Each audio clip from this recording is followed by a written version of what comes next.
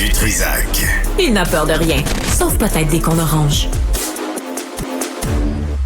La visite pour cette première émission. Juste un rappel, en janvier 2020, le corps des gardiens de la révolution islamique abattait le vol entre Téhéran et Kiev qui a coûté la vie à 176 passagers. C'est un vol de janvier 2020. 85 étaient citoyens canadiens ou résidents permanents. Justin Trudeau était au mémorial pour les victimes de l'avion abattu. Et pendant ce temps, de Rebel News, un gars qui s'appelle David Menzies, comme ça qu'on prononce. Hein? Oui. Détestable journaliste pour certains, je le concède, là, mais a accosté Chrystia Freeland, vous pouvez voir la vidéo sur le web, sans lui toucher, pour lui poser une question légitime, pourquoi pas déclarer gardien de la révolution islamique une organisation terroriste.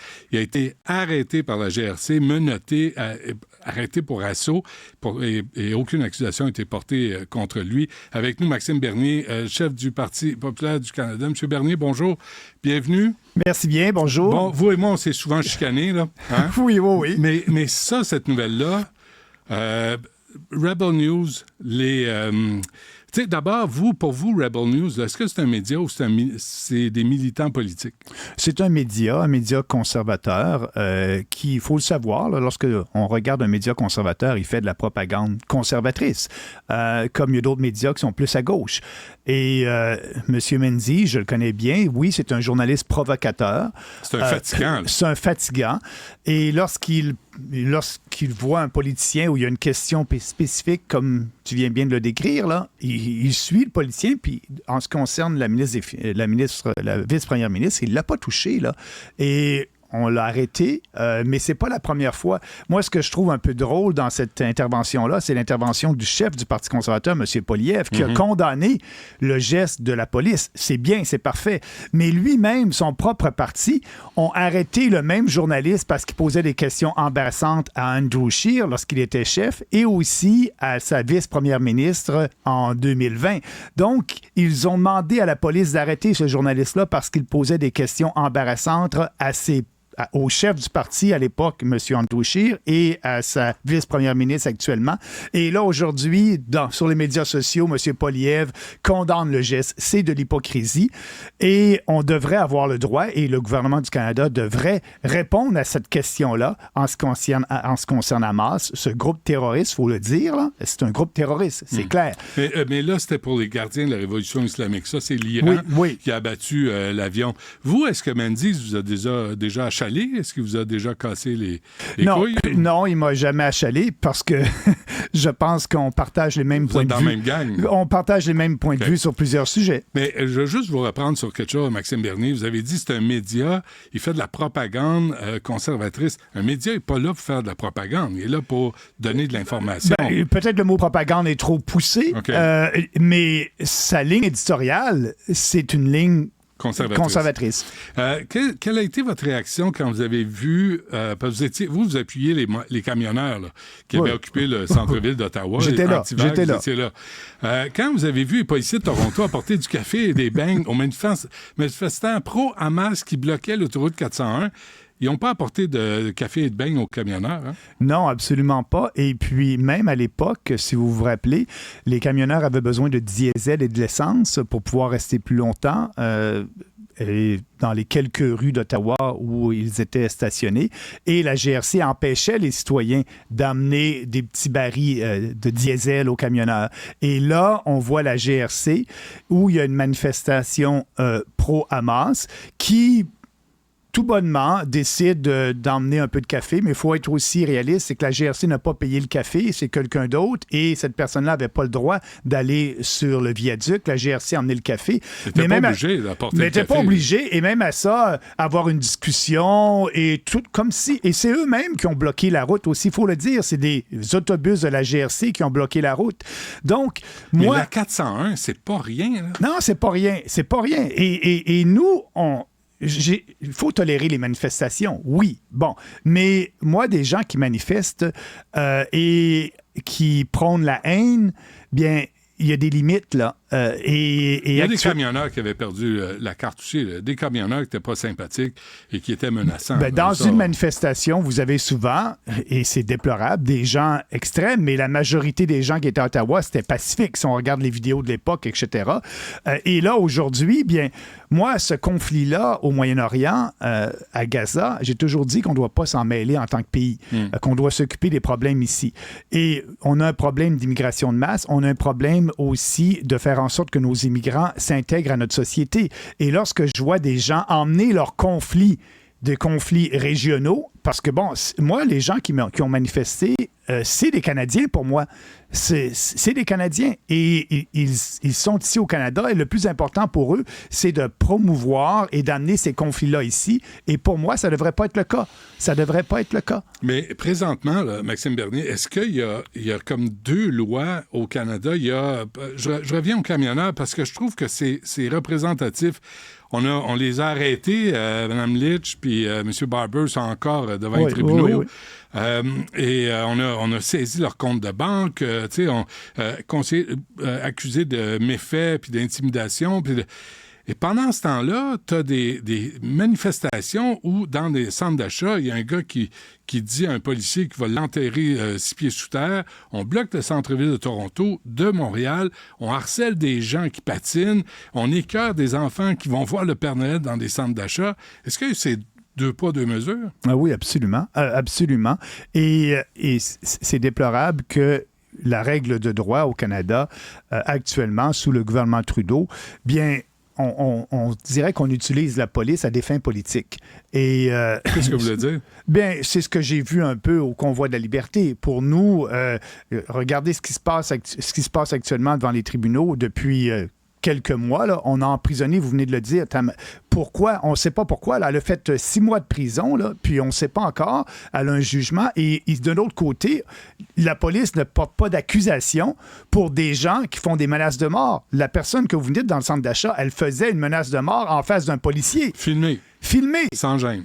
Moi, j'ai été arrêté, menotté et mis en prison pendant 12 heures. Pourquoi? Pour avoir parlé dans un parc et où on n'était pas un à côté de l'autre. Il y avait juste 6 personnes dans un parc durant le temps de la COVID. On m'a dit que j'étais dangereux. J'ai fait 12 heures de prison pour ça. J'ai pas menacé personne de mort.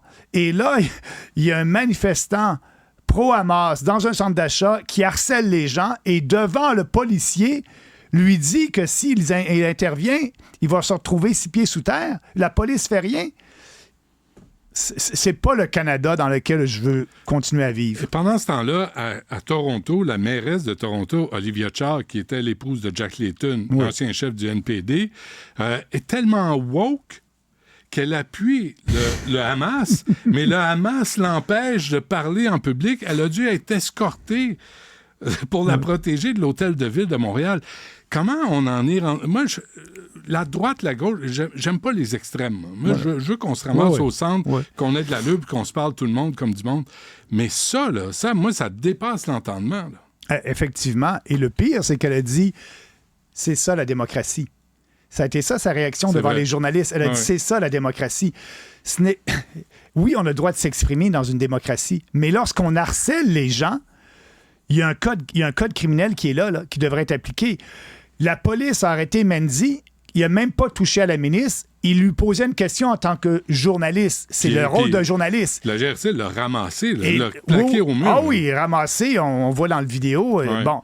Et là, on a des gens avec une élue, la mairesse de Toronto qui est là, qui l'empêche d'avoir un événement, qui fait la promotion d'un groupe terroriste, et on fait rien.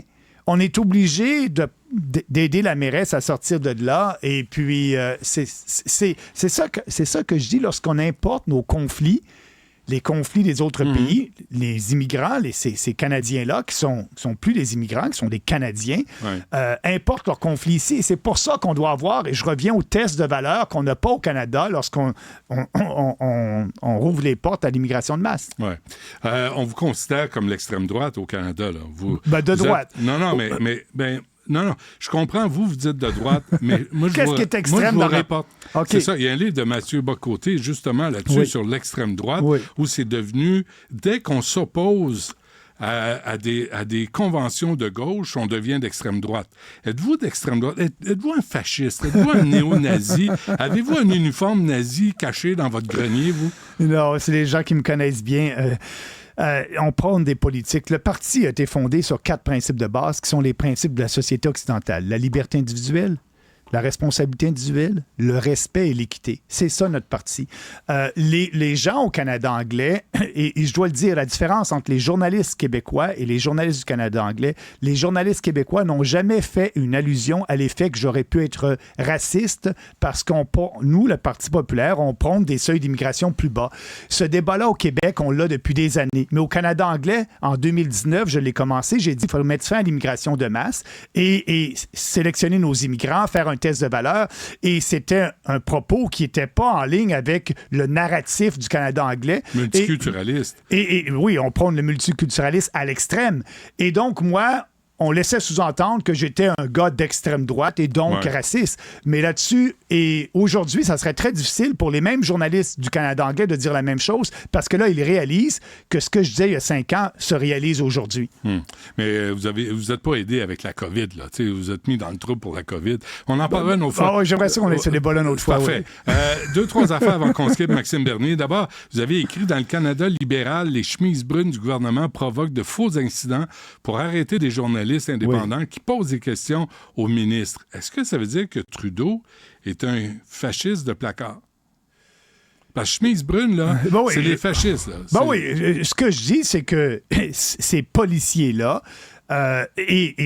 lorsque le policier, parce qu'il faut bien dire, là, c'est pas nécessairement la GRC, c'est un policier de la GRC, mais qui est dans le détachement pour la protection de la ministre, donc très près du politique. Et ce que je dis, bien, le politique, donc Trudeau, le Parti libéral, n'aime pas ces questions-là et utilise la police pour faire arrêter un journaliste qui avait une question tout à fait légitime à une ministre libérale d'importance. Un fatigant, un détestable, mais qui avait, comme vous, quelquefois vous êtes fatigant et détestable, mais vous posez les bonnes questions. Je suis plus joli que c'est ça.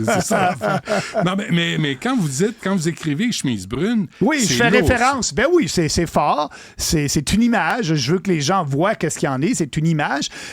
Est-ce que... Et je suis content qu'on ait ce débat-là sur la liberté de presse au Canada. Là.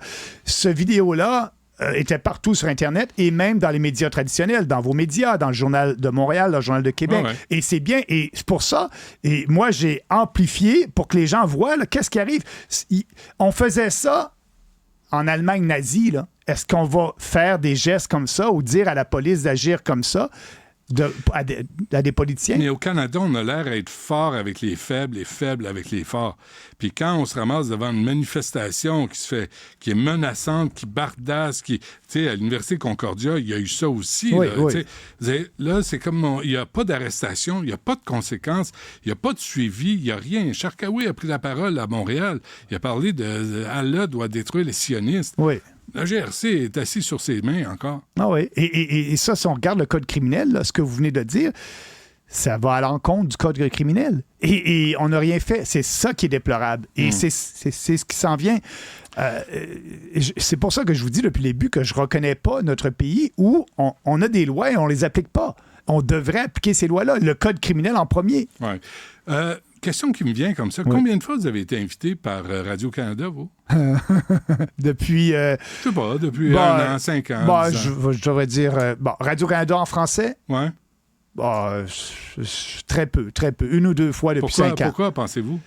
Bien, je pense qu'ils n'aiment pas mes propos. Mes propos ne sont pas en ligne avec le narratif. Et des consensus, supposément, pour eux, consensus sur... Radio-Canada anglais, sur l'immigration de masse, ils ne veulent pas avoir un politicien qui va dire le contraire. Sur les changements climatiques, je suis un politicien qui dit non, puis que, il y a plein... Et donc, ils ne veulent pas donner une visibilité ou une tribune à un politicien qui a des propos différents des propos officiels de la société d'État. Ouais. Mais vous savez, là, en conclusion, Maxime... Mais là, je suis content d'être ici avec vous aujourd'hui. Mais vous savez que là, les médias vont dire « Cube Radio tombe à la télé. Vous avez pris un risque. On invite Maxime Bernier. » Donc, c'est une radio extrême droite, de droite, qui épouse les valeurs du Parti populaire du Canada. Moi, je trouve ça dangereux. Quand on ne peut plus interviewer tout le monde sans qu'il y ait un biais face aux médias, je trouve ça dangereux. Je trouve ça très dangereux. Et vous avez le courage de m'inviter mettez-en. aujourd'hui. Mettez-en. Je vous remercie grandement Oui, et monsieur. ça devrait changer. Ça devrait changer. En tout cas, vous avez des cartes de membre à vendre, là. Je ne sais pas s'il y en a qui veulent en prendre. Maxime Bernier du Parti populaire du Canada, merci. Puis on se reparle sûrement bientôt. Merci, c'est moi qui vous remercie. Bonne journée.